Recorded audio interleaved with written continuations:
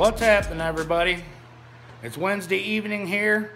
We're out in the shop again. The wife's working night shift tonight, so I figured I would come out and get some stuff done before this blizzard of 2022 hits right before Christmas.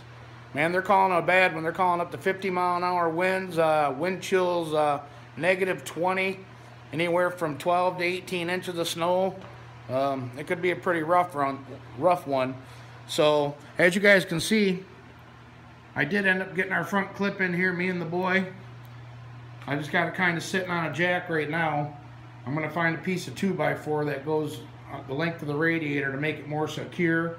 And then I'm going to put this wood here on, I got 2 extra casters there. I'm going to put that on the way I can wheel it around. And I think tonight we're going to bring you along and we're going to get in here and I'm going to see what can be cut out of this front clip to kind of save weight. I want to take the radiator out of it to see, you know, the wiring for the fans. I mean, it's stuff that has to be done. That way I know what wires are for what. I mean, is there headlight wires back there already? Do I got to run some?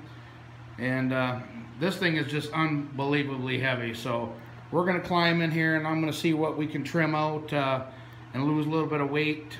But I also want to dig over here in the corner and get my generator dug out and fire it up and make sure that's good just in case we do end up losing power here tonight or tomorrow night.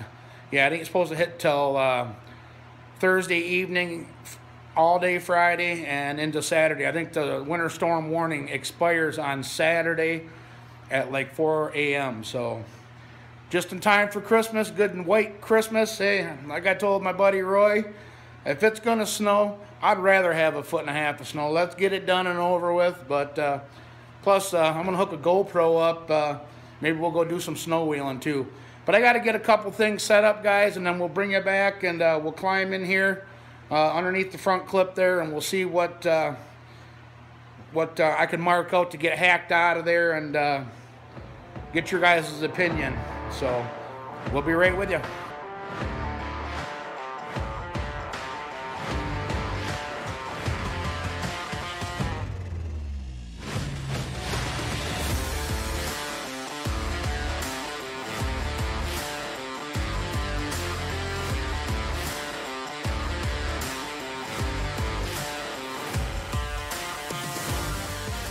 Alrighty, well, we got a few things accomplished. I got a lot of the area in front of the blazer there all cleaned out. I am going to tackle that corner yet. And this corner, as you can see, this corner over here is just a collect all.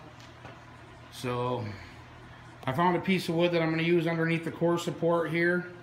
That'll span just from bolt hole to bolt hole on that radiator. And it'll make it a little bit more secure. I wish I had one more caster because I'm not going to use my black ones that I use for the blazer. Because I want to, as you'll see, we're going to spin this around and we're going to put it over here where the El Camino was. And I got some comments on my last video. I think, I forget who commented on it, but it says, it's like sending your kid to camp, you know, when you let your car go away for the winter to storage. It's like sending your kid to camp, but you missed your car. It was a joke, and I thought it was kind of funny because, you know, I do like having the El Camino here. If I'm bored one day, I can always tinker with it. Now that it's at Tony's, I can't really, you know, he has no heat out in the garage or that pole barn out there, so I can't just run over there and tinker, you know what I mean? So I had to make up my mind when he offered it to me. He's like, well, am I content with the way the car is right now, or do I want to tear the car apart one more time? Because I did check the plugs off camera. I'm going to jet up, since I changed them low-speed air bleeds, it did affect the tune. And so I'm going to jet up, go from, I think I got 79s in it right now, squared up. I'm going to jump back up to 81s or 82s, and it should be perfect. But like I said, you know, now that it's gone, I have no reason not to put my time into this. Like I've said in many videos, there's still a lot of stuff here that needs to be done that doesn't require money. You know what I'm saying? So it just requires my time. So now with the El Camino's gone, it's kind of going to force me to do more on this, which is a good thing. I actually went out there and dug out my big block engine stand that's been sitting next to my deck for a while over there, and I slid Tony's engine over and bring my engine stand in. You see how wide it is compared to this one? This one's got the real wide feet. This one's only got a single bar coming out with the two little T's. Mine's more real heavy duty. That's one I use for big block engines. I used it on Roy's 440 Mopar build for his 70 Challenger. I've used it for Jay's big block, his 468, so ours will be going on it next. And I didn't want it outside getting it froze to the ground. So I know I'm always cleaning my shop, but you know, this is the perfect time. I'm really at a standstill. I never did go get any more paint to finish that up. I mean, I could brush in the cracks. I could use this stuff here, and I may, you know, I might still brush that in the cracks and stuff, but I really want to get in there good. And my game plan is that I came up with, and I never did tell you guys about the Blazer, is that I got looking at it closer off camera and stuff, and as you can see, it's got a two-piece firewall in here. This shifter mount is removable, so I just pull this pin and this top plate comes off, and it's got, right now, it's got 3 rivets holding this tunnel on and 3 on the opposite side, obviously. Well, underneath, there's provisions with Zeus tabs. So I could make this tunnel removable just by Zeusing it in, and you know, I'll be able to get all these bars nice instead of, you know, not, you know, missing spots, and I'll be able to bolt the transmission in real easy, get at the transmission lines real easy, get at the trans brake solenoid. I mean, it's a no-brainer. So actually, Kevin from Ohio, Kevin Larrick was his name, he came by and seen us here. Drove all the way from Ohio, 5 hours one way, and he got looking at the truck with me because he has, I think it's a 2000 S10, just like my old white one that I got from Josh. But it's got a 496 in it, but he moved the engine way back. He cut the firewall out. It's a bad mamma jammer.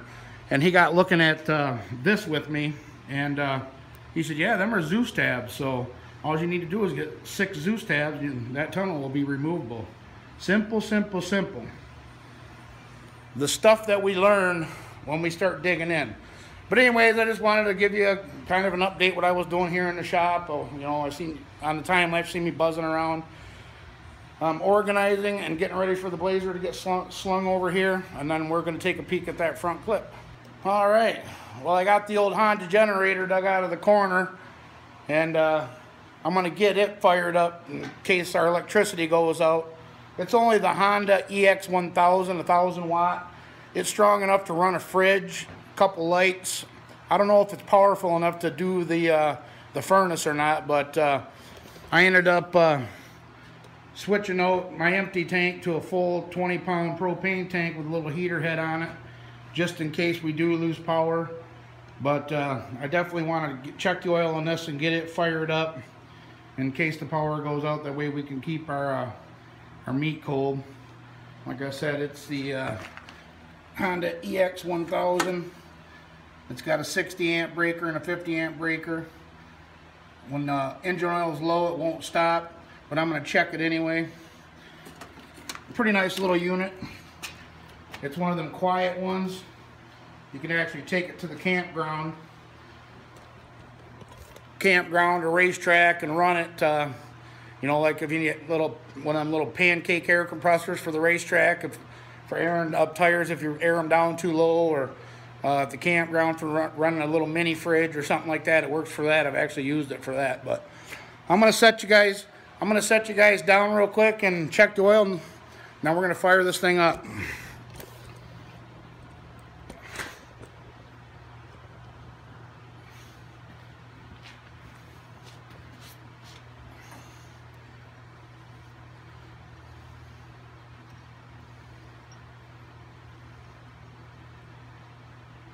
She is full. Nice clean oil still. I've had one of them old Harbor Freight or Menards little generators for camping, and it was louder than shit. So we want the power switch on. I'm touching the exhaust right now, so you can see it is cold.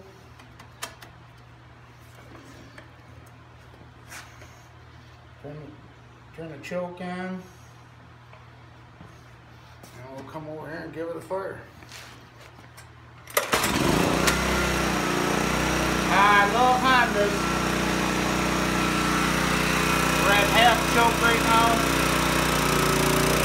There's full choke.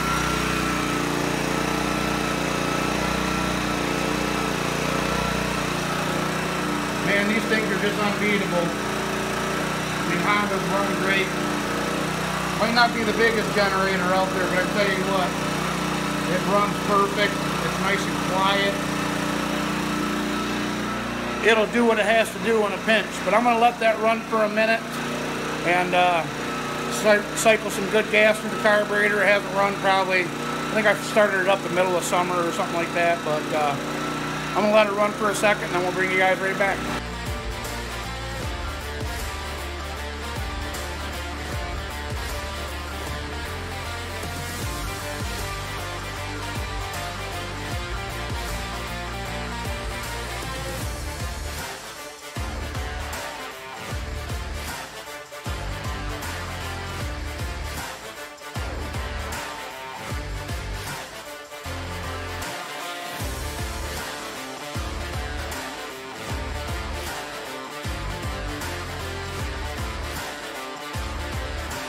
All right, well that was quite the debacle. I did get the back on the fenders of on the wood and with casters, and as you guys seen in that time lapse, I tried blocking it up with these blocks here close to the edge of the radiator under the core support, and it was unhappy and it went bloop, fell over. So I turned the casters long ways like that, and we just ran a little screw in the drain holes. It's got little drain holes in the bottom of the fenders there. So I just ran a screw down to hold it to the wood. And my plan here is I want to take these headlights out, the grill, the marker light, all this stuff out, and see what kind of meat we got behind that we, you know, is just dead weight. I was going to take the radiator out, but it's got these funky fasteners on the top, and I don't have a socket that'll fit that on both sides, just on the top. So I'm going to use the old vice grip action, get them out and put standard bolts in it. I don't need no specialty bolts. You lose the wrench, you're not going to be able to, you know, remove the radiator if need be, or if it's a pain in the ass if you are. But let's climb under here and I'll kind of give you a game plan on what I'd like to do. Oh, yeah, because the bottom bolts of the radiator are right here. 9/16 bolts with nuts on the bottom that are welded to the tabs. So just zip them out after I get the vice grips and take them out. And then we'll be able to pull this radiator. I don't know if you can see, but that's a real thick radiator. And we're going to have to cut this spout off and have, I was going to have Josh over at Schneidertron 3000 re-weld it, clock it different. They had it running to, I think he had electric, some old school electric water pump deal that ran here, and then there was actual fittings that went to the heads, I do believe. But my game plan here is to get, I mean, if this is not being used in here, you know, we'll come up an inch or so, and then we'll just start trimming this all the way up to where, you know, the headlights mount. I want to be able to mount the headlights and all that. So we'll just come across and trim there. And I got a marker. And then I figured we could come straight across underneath this hole here, which I don't know how the lighting is, and then come into here, and then we'll trim this back up. Let me get a light and I'll bring you right back. All right, let's put a little light on the subject. Now we can be able to see what we're talking about. Well, like I said, I was going to come through this core support because that's all open, so I'm going to follow that line straight across and then do that bottom line up to here, and then we're going to follow the wheel well. We're going to leave probably an inch to the outer edge. Follow that all the way down and around.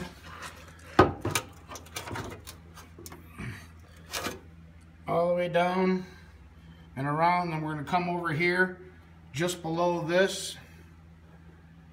And then we're going to come on the inside, come up, follow that, and then we're going to cut. Let me see if I can get this stuck back up here now. Without it hit me in the head. Then we're going to come up here and I'm going to cut. We're going to leave, I actually won't have to cut, I can just zip it here straight across, come back here, start my line again. And I was going to go straight across and then up to here, but I think I'm going to take this arrow and come up, and then that'll trim out, and then we'll go all the way to the top here, stop, come over here, zip it again, straight across to that one, zip it, and then back over right here is where it meets, it's, you know, the open space there, so unzip there, and then I think we could be able to lose all this weight. I want to kind of keep up in here because that's the support. It actually bolts on here to the cab, and then we got 2 bolts down here, one, so there's 2 bolts there, and then we obviously got our bottom bolt there. But that's the game plan, and like I said, I think there'll be a lot of stuff in the core support that we could lose also. I don't know if I'd want to trim all the way down to the bottom, just, you know, I'd probably like come maybe halfway, leave some kind of meat, you know what I'm saying? I don't know, I've never really gutted anything before, so I don't know where the structural points are at. But I know the headlights mount in here. We would get rid of this junk. All this would come off when the inner fender would come off. So, but first things first, I'm going to get this radiator out of here.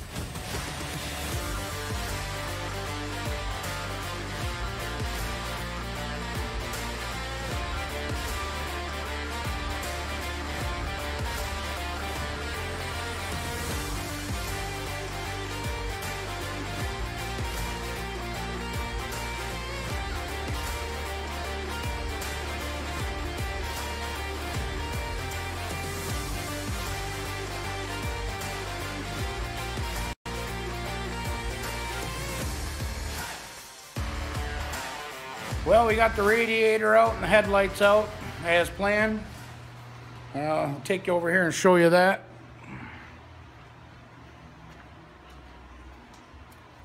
Radiator's a nice thick aluminum one. It's got dual electric, let me see on the side here. You can see the airflow, so they're pusher fans, because these were in the grill, so they would be pushing the air into the engine compartment. Then we got the headlights out.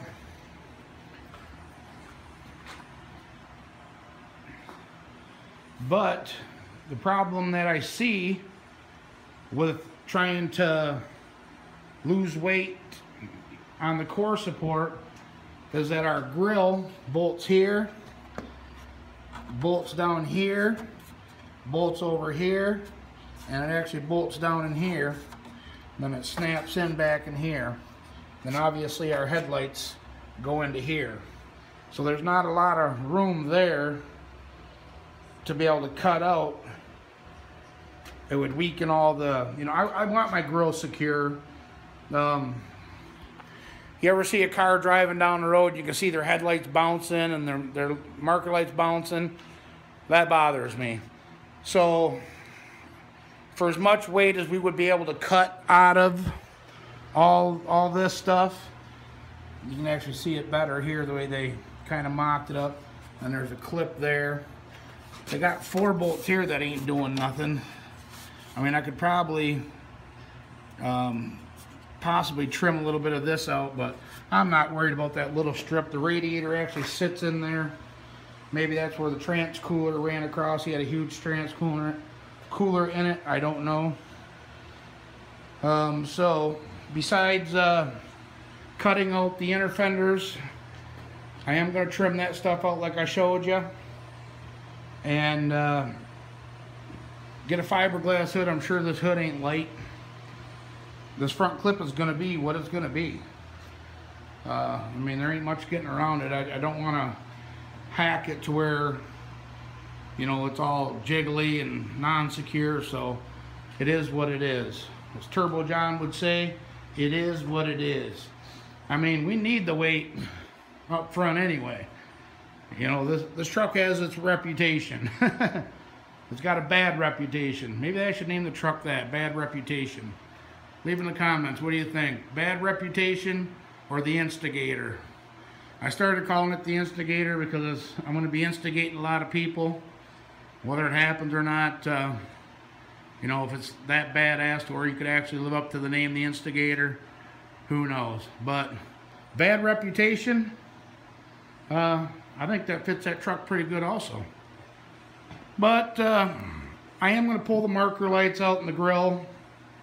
That way I can get the wiring. The wiring is actually here on the headlights, which is cool. And the bracketry. So, I mean, even for the high beam, low beam, it's missing a marker light here. And so I would wire, you know, I would wire it just in the low beams, obviously, on a rocker switch when we wire the truck.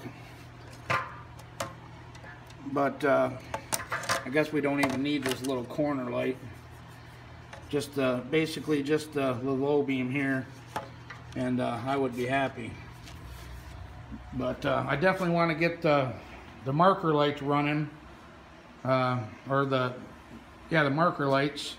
That way you can just turn on the marker lights and the tail lights and shit. While we're at it, we might as well wire in the fog lights too. You run the fog lights off the headlight switch. Way when the headlights come on, these will automatically come on with it. I thought that'd be pretty cool. What do you guys think? I mean, street truck, drag truck. A lot of people's gonna bitch, that ain't a street truck, it's a chassis truck, but it's all steel, all glass. It still has a lot of characteristics of a stock 04 Extreme Blazer. I mean, I was even rooting around back in here, and it's still got all the factory wiring for the tail lights and brake lights that all run up. I'm just gonna have to trace it, you know. It's even got the wiring for the third brake light up that sits up on the roof, which you can see up here. I got pieces of tape covering the holes in case it was going outside. But I'd actually like to find that third brake light that goes to that to put it back on. But yeah, here's the other wiring harness that comes across, comes from this side, comes over, and then ties in up here, and then goes forward. So I would have to trace where it goes there, but that's a tedious process, the wiring, which everybody knows, but I ain't scared of wiring. Wiring doesn't bother me at all. But anyways, guys, it's getting pretty late out here. I just wanted to get the front clip in, which we did. I wanted to get the radiator and the headlights out and kind of check everything out, which we did. I got a game plan on the inner fenders, what I'm going to cut out, which is awesome. I am going to probably splurge for a hood, maybe a Sunoco fiberglass lift-off hood. It doesn't have to be a bolt-up hood. The lighter the better, since we're going to leave weight, you know, where we have to leave weight. Try and get the hood as light as we can. So, but we'll bring it back on the next video. We'll probably go ahead and start cutting all that stuff out. I did get some cutoff wheels. Oh, where are they at? I did get some cutoff wheels for my my 90-degree die grinder, but I want to use my electric grinder, what I use to cut the tabs off of the brake calipers on the Blazer. That'll go so much faster, it won't beat up on my air compressor. So, I mean, it's a lot faster using that electric one. So, I'm going to go try and get some blades for that and pick up some paint. That way, if we do get snowed in on this big storm that's coming my way, I'll have stuff to do. But until then, I really appreciate everybody for watching. Don't forget to like, comment, share, subscribe. Hit that bell notification for notifications, and we'll catch you guys on the next video. All right. Bye-bye.